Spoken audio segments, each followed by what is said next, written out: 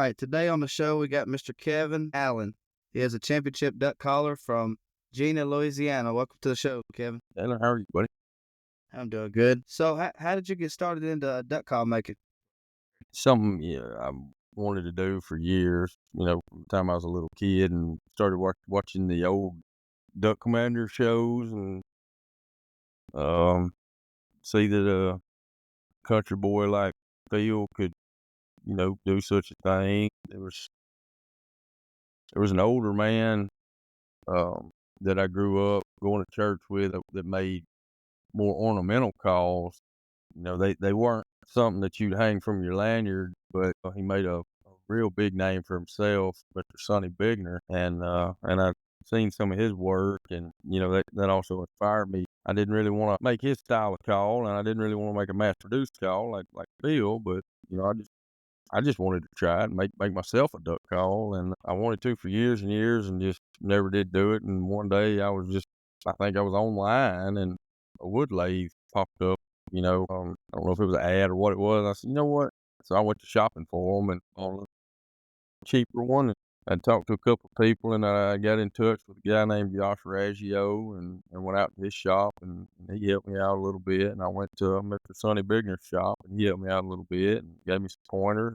Just went from there. So, how does it go from a block of wood to an efficient duck call? In my shop, I use metal rulers. I have, a few of them, and I have my length marked on my ruler. I got it cut in with a hacksaw. I'll get a blank, say Coca-Cola wood. It's got to be at least 7.5 inches, and I cut my length for my insert off, and I'll put it on the lathe. Find my centers. I'll put it on the lathe, and I'll round it out. And then just by repetition, I figured out my calls are friction fit.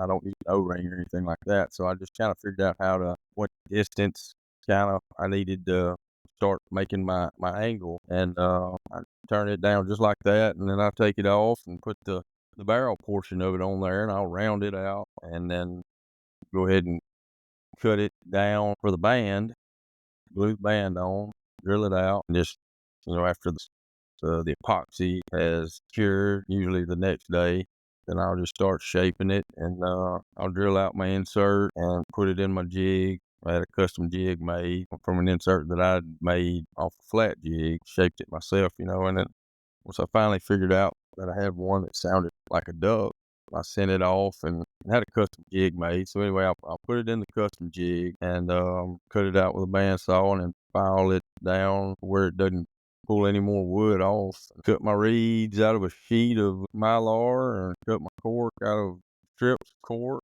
and make it all fit together and start trimming on the reed until it sounds right. Sometimes it takes a little more sanding on the tone board in certain spots. It's pretty impressive. You showed me that one that you have in your lanyard, and it really does sound good. What's your company called? KA Calls. I went all out with it. Very creative. Very original. Yeah. So let's get into your competition. When did you start competition calling? Well, it was just the calls themselves.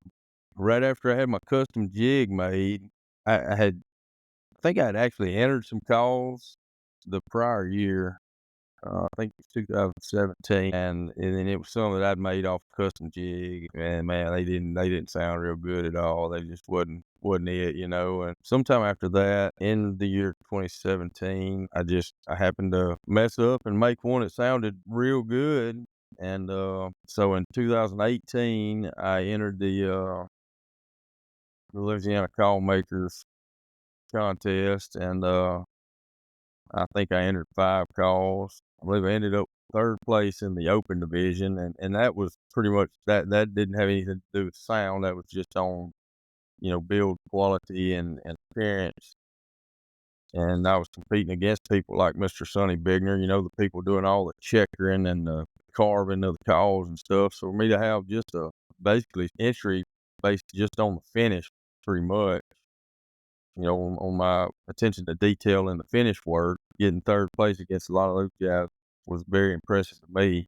Especially just now making your name and going against people that have a lot of reputation around the state of Louisiana. Right. Not just in the state of Louisiana, man. Some of them guys are world renowned. I know Mr. Sonny and Mr. Yule from right around here. People all over the world collect his calls, and it was he's been gone for a long time, several years, but his wife still does it. And yeah, it was it was an honor to beat some of their entries. But in the open, in the working division, where your score's calculated by finish and sound and ease of use and, all these different factors. But there's one man blows the call. He blows every call in every entry. And I actually had the highest scoring call, and me and another guy tied with 1 point less than my other call made. So pretty much finished first and tied for second with my entries. And, it pretty much just came out of nowhere with it. And, I was proud of myself.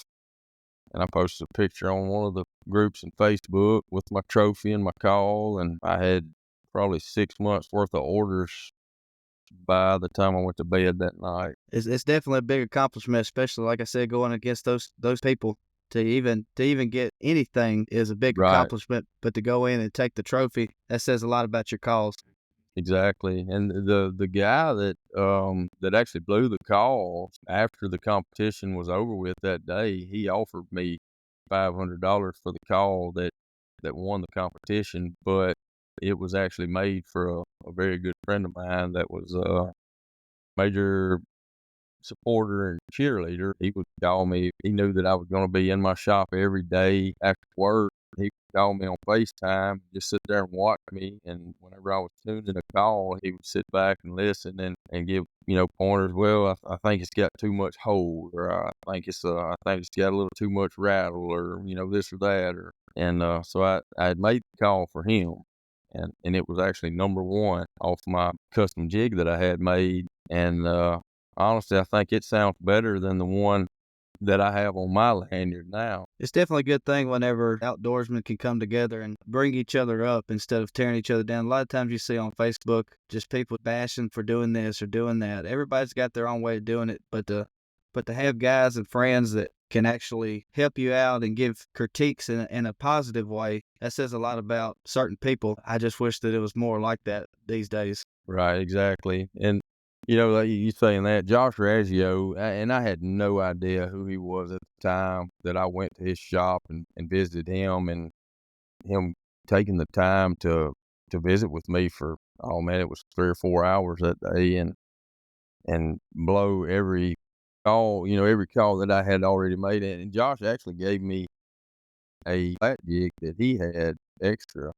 He gave it to me to help me get started. I quickly learned exactly who it was. He's probably the biggest name in custom call making in the whole world. His just a basic Coca-Cola or African Blackwood call. I think his lowest price is $400 to start out. That's just because he made. You know, had no idea the greatness I was in the presence of at the moment, but I learned real quick.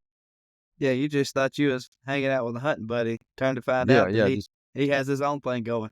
yeah. So I thought I was going to meet a guy who knew how to make duck calls and was a duck hunter like myself. But come to find out, he quit a big time job with one of the big heavy equipment companies and started making calls full time, and it's done very very well with it. Always good to see everybody win as far as that goes. For Right, him to be able to, he's got his own thing going, but to still help you out or says a lot about that person for sure.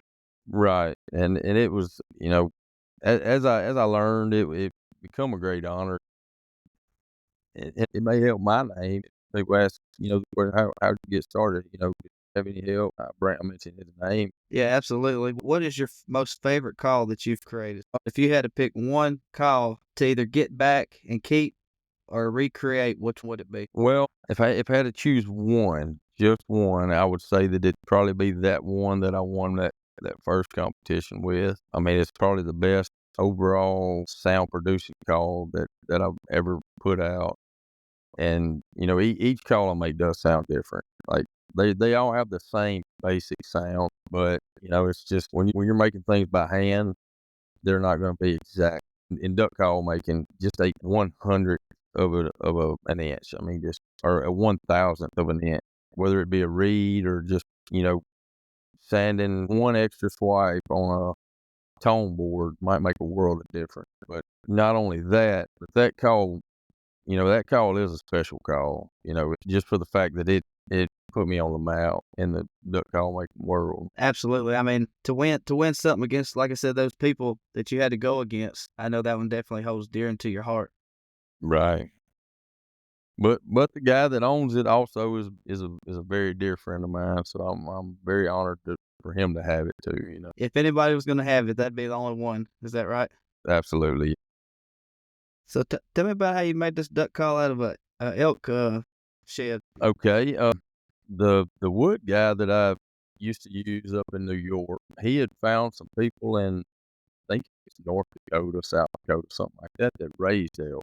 They farmed elk just like people, have cattle or sheep, whatever. This guy raises elk, and he takes the sheds every year and he cuts them up and sells them for dog. And my wood supplier got no idea how he found out, got in touch or whatever, but he would buy these elk antler pieces and stabilize them, and then they do that to some softer woods and like burl woods and things like that. And what stabilizing is, I'm not exactly sure. It's some type of epoxy type stuff, and they put it into a pressure pot or a vacuum chamber and basically impregnate the wood, or in this case, the elk antler, in any porous cavity, anything like that. It fills it all in and makes it as hard as, very dense wood. And he used to call me all the time on FaceTime and walk around the shop and show me, some new stuff that he'd gotten in and whatnot.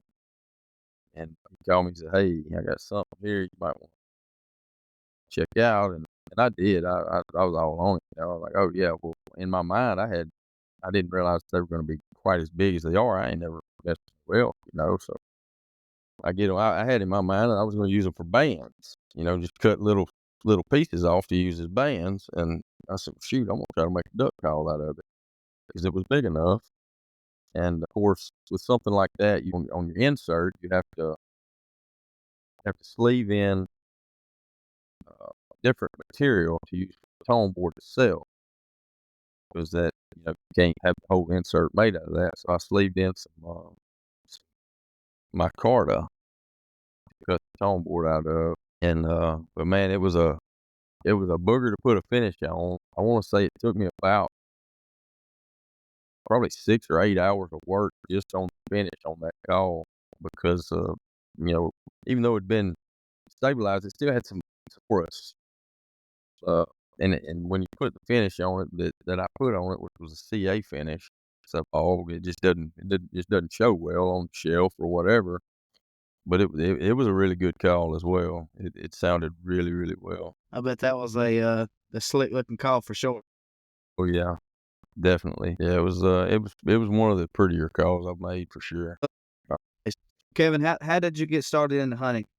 Well, it was my grandpa, my mom's side, my mom's dad, and her brother. My dad, but I guess like it was in my blood at birth. That's all I wanted to do was go duck hunting with them, and they coon hunted at night, and I got into that as well. But I think I don't know, 2 or 3 years old the first time I conned my grandpa into bringing me one day when it's kind of warm, and I just fell in love. And it's being out on the lake in a duck blind has always been home to me more than any other place or anywhere else.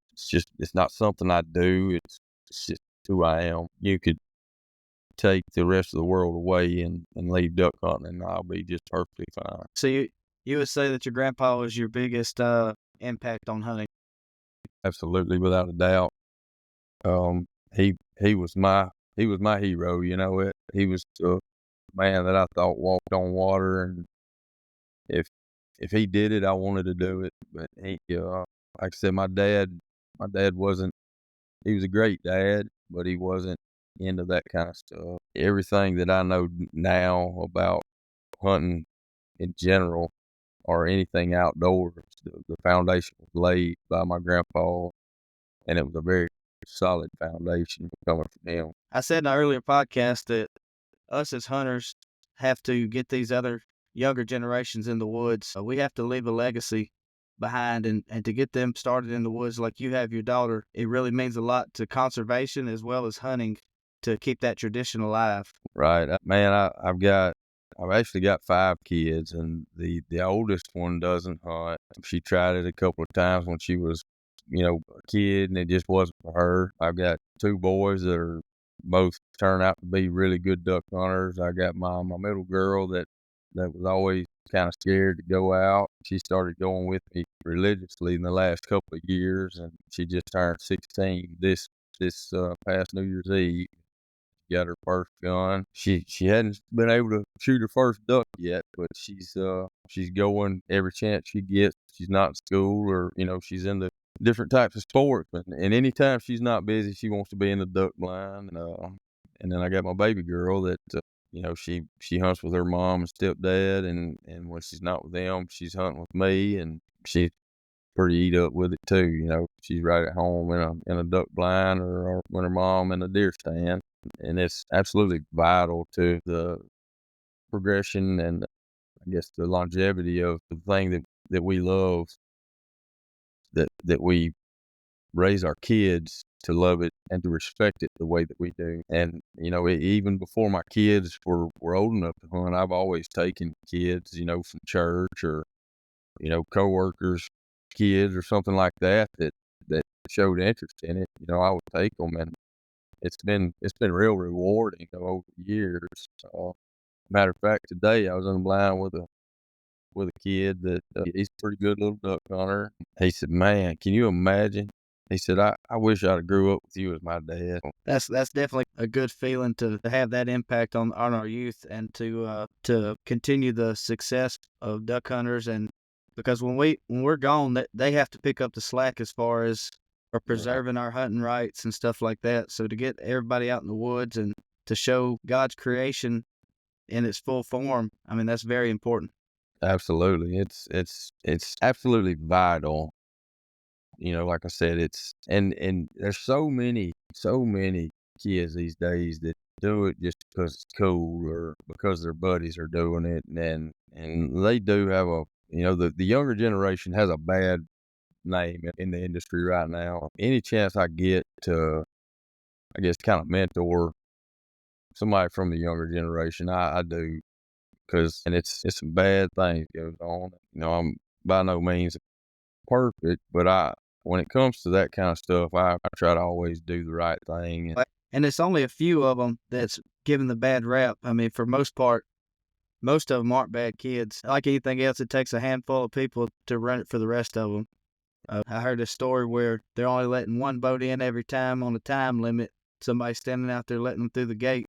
It's stuff like that's paid in blood, really. I mean, it takes a few individuals to run it for everybody. Most of the thrill of the duck hunts in Arkansas are the whole running, but it seems like that's going away as well. Right, and that is 100%, no doubt, that comes from somebody that wasn't, or a group of somebodies who weren't mentored in the right ways of doing things. I know older men that have quit hunting because of things like that. It's just not a good thing to see. No, it's definitely a shame. To turn on that, talk about how hard it can be hunting in Louisiana. Man, it's the worst. It's the worst. And the funny thing about it is there was a biologist, I guess, with the Federal Wildlife Fisheries, or something like that. A few years ago, said, I was talking to him. He said, "Man," he said, "if you can kill ducks in Louisiana, he said, you can kill ducks anywhere." He said, "By the time they get to us, they've seen everything, they've heard everything. I mean, we down here, we got to be on our A game more times than not. Like, you got to have everything just right." I had a guy from up in Kansas come down and hunt with me a few years ago, and first couple of groups of ducks, and I mean, this guy's a duck call blowing dude. he can do things, and them guys do on them stages, and I mean, he make it. This joker's out there talking about, "What, I think we need to move decoys, or this or that. What's going on? These ducks aren't responding. Welcome to Louisiana, buddy."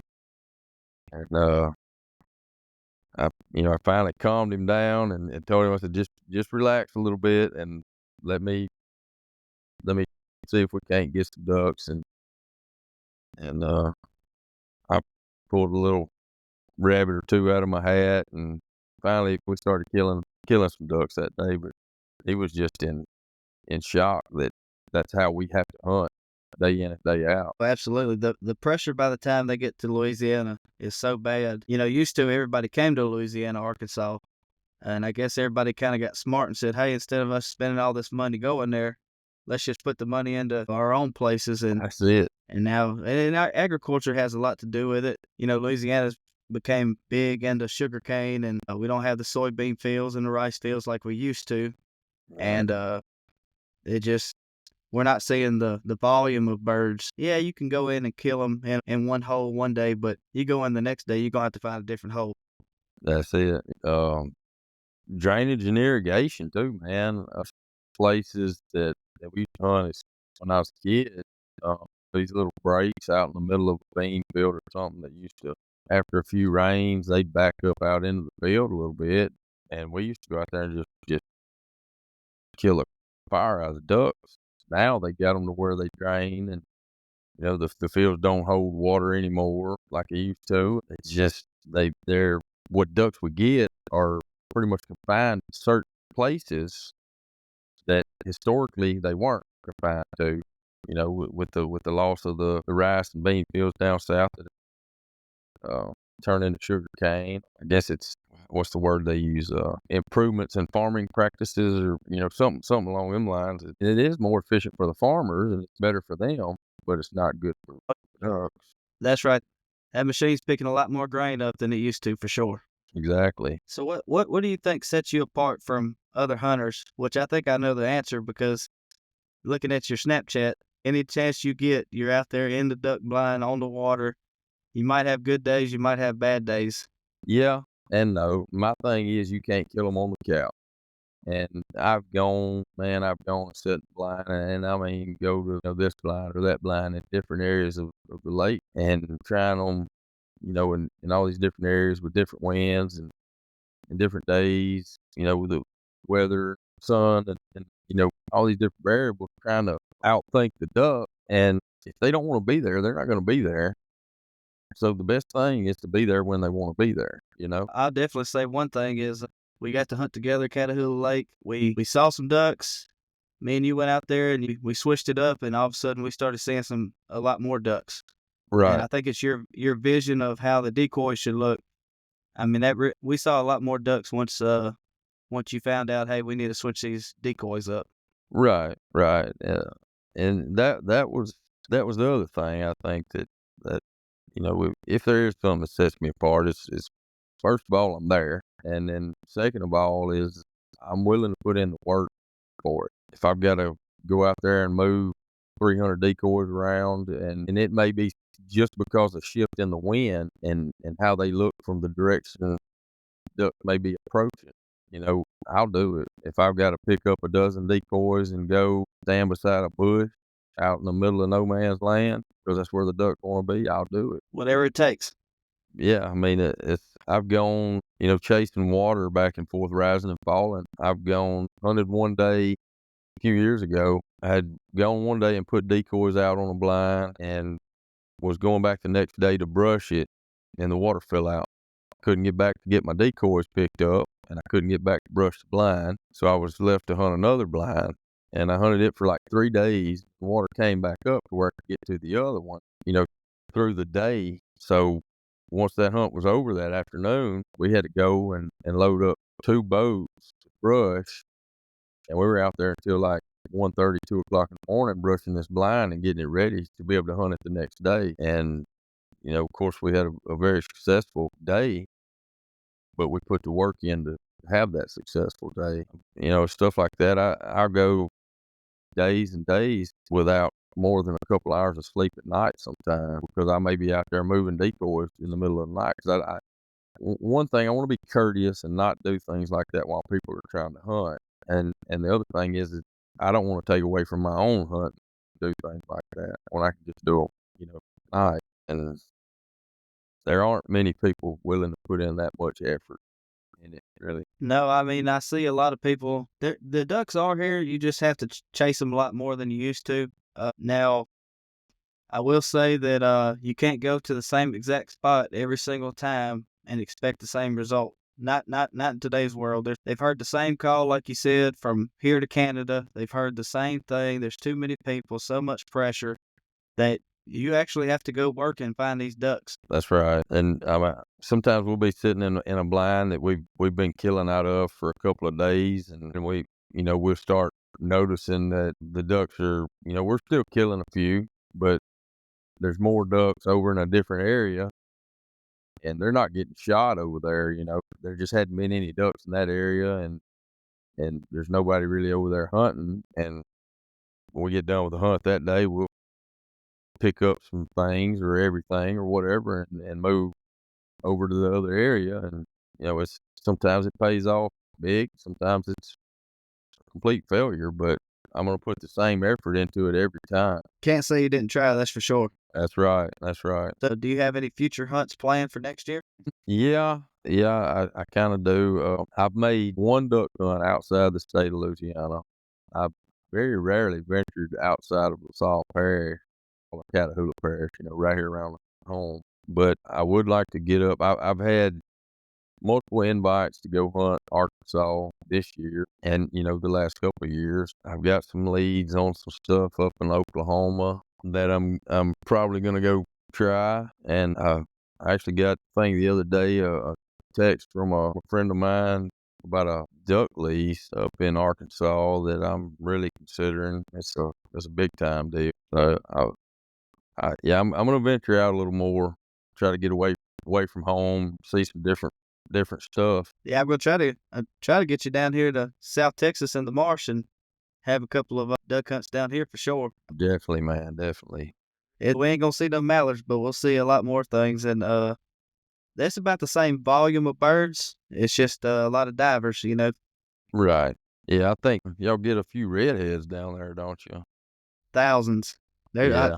My buddy sent me a video from yesterday. It was thousands on the water. That's one I haven't killed. We killed I've killed a few in my life, but that's just something we don't see a whole lot of. I saw one redhead duck this year, and I think the last one I saw before it was probably about, I don't know, about 4 or 5 years ago, and it was just one. It was a pair of Drake and the hen, but I'd love to go in there and shoot some redheads and Well, absolutely. Like you said, before coming down here, I probably saw one, maybe two, my whole life in the last 2 seasons.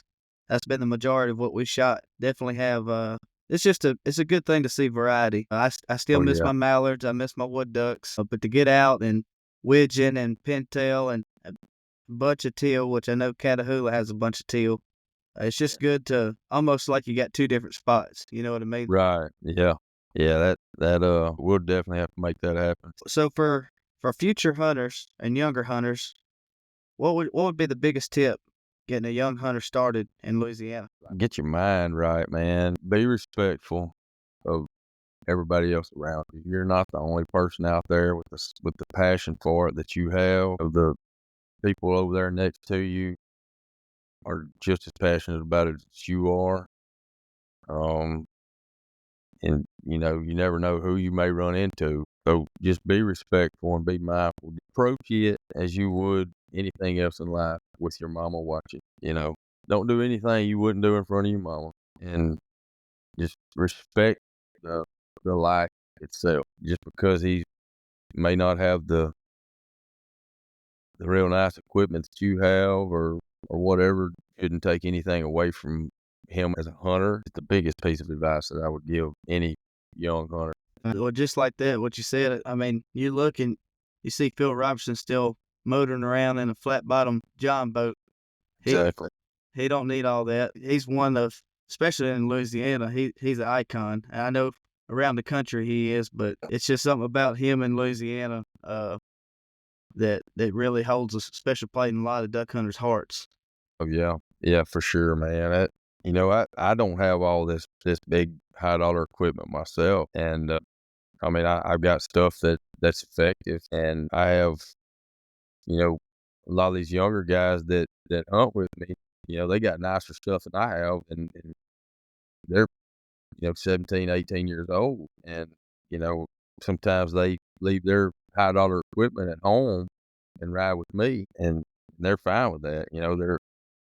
They get it. You know what I mean? It's not about that kind of stuff to them. They do it because it's what they love to do. They have the same drive, passion for it that I have, and their mind is right about things, and they realize that the man paddling the P row is no less than they are, that he's there to do the same thing they're there to do. They're going to be respectful of him and may even, help him out if they see the opportunity to do so. That's the kind of people I try to surround myself with. That's the kind of people that I hope my kids will be.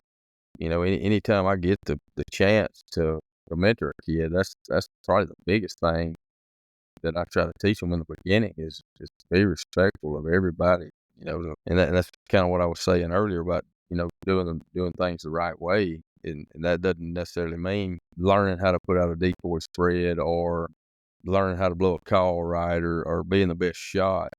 It's everything else, let the ducks rest when it's time for them to rest. Don't take more than you need. But the most important thing is to be respectful of the sport itself and the other people in it. Absolutely. I mean, all that gear is good, right? It's fun. It makes it a lot easier to go places. If I had to give another tip, would be just pattern your gun. Shoot outside of season. You owe it to the ducks as well to know what your gun's going to do. To wound all these ducks and all that.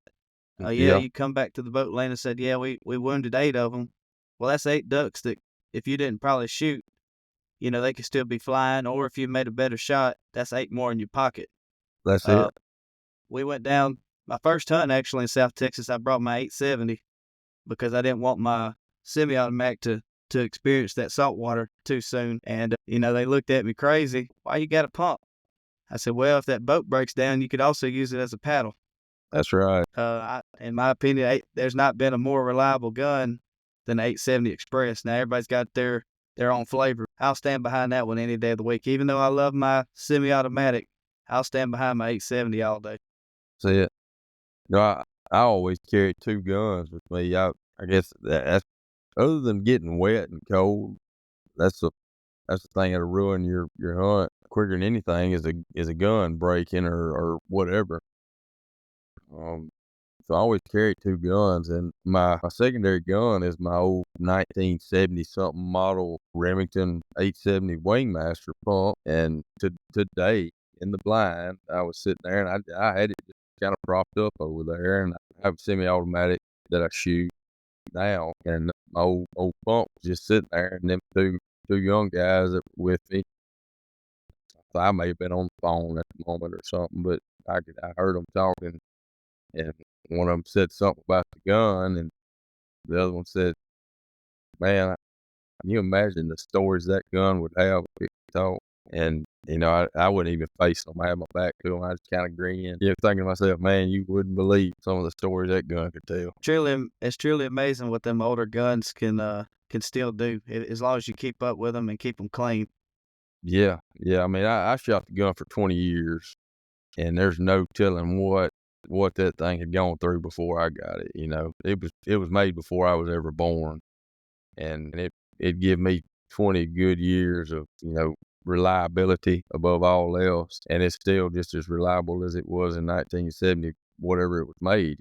I think between those old Winchester pumps and that 870, I don't think there'll ever be more ducks killed than those guns right there. Oh, not a chance. No. So Kevin, what calls are on your lanyard? Well, I always have a spec call because, hunting out in Catahoula Lake, sometimes we get the opportunity to work some geese here and there, but I've got a Coon Creek whistle. I've got a Rich Tone Mondo S. I've got a JJ Lairs hybrid, and then I've got a call that I made It was the one that I made is the one I touch the most.